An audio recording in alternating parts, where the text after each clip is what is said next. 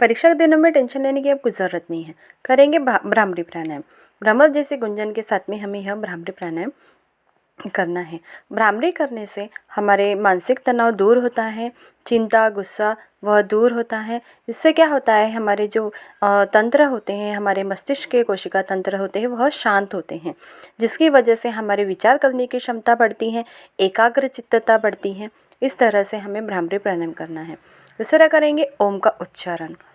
ओम का उच्चारण यह बहुत ही अच्छा और बहुत ही सुंदर एक प्राणायाम बोल सकते हैं। इसे करने से आपकी एकाग्र शक्ति इतनी ज़्यादा बढ़ जाती है कि आप उसका बहुत ज़्यादा आपको फ़ायदा मिलता है। इसमें हमें ओम के उच्चारण में हमें अपने आज्ञा चक्र पे ध्यान केंद्रित करना है, जो कि हमारे बिंदु मतलब दोनों भवों के बीच में होता है। वहाँ पे हमें ध्यान केंद्रित करना है। आप खुद ही वहाँ पे शांति का अनुभव करेंगे। आप खुद वहाँ पे रिलैक्स महसूस करेंगे, तनाव मुक्त महसूस करेंगे, एकदम शांत। और यह अगर आपको नींद नहीं आ रही है तो उसमें भी आपको यह नींद आने के लिए मतलब आपको कारगर सिद्ध होता है।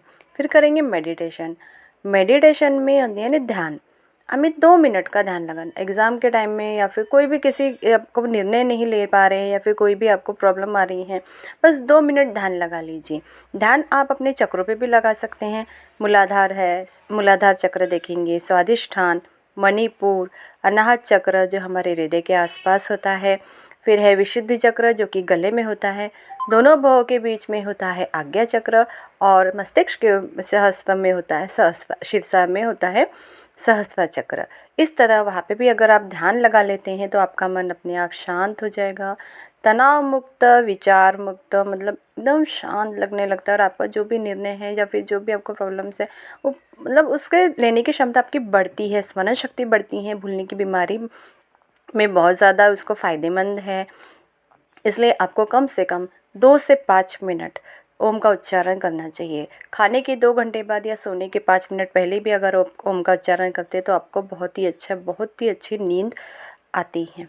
ठीक है। फिर करते हैं शवासन। शवासन तो ये तो बहुत ही अच्छा आसन है, बहुत सुंदर सुलभ आसन है।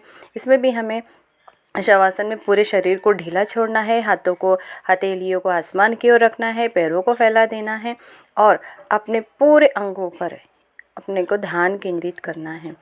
पूरे शरीर पर ध्यान केंद्रित करना है। जैसे जैसे आप एक एक अंगों पर ध्यान केंद्रित करते हैं वैसे वैसे आपकी एकाग्रता चित्तता बढ़ती है और वह उसी के साथ में आपकी सांसों की गति पे ध्यान जाता है। सांसों की गति पे ध्यान जाने की वजह से आप कहीं भी नहीं भटकते हो, बराबर से आप बराबर ध्यान अपने शरीर पर देते हैं। इससे शवासन से आपकी एकाग्रता चित्ता बढ़ती है और क्या बोलते स्मरण शक्ति बढ़ती है, आपको शांत नींद आती है।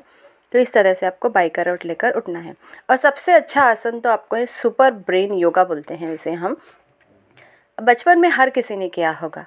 इस तरह से हमें कानों को पकड़कर उठक बैठक करना है।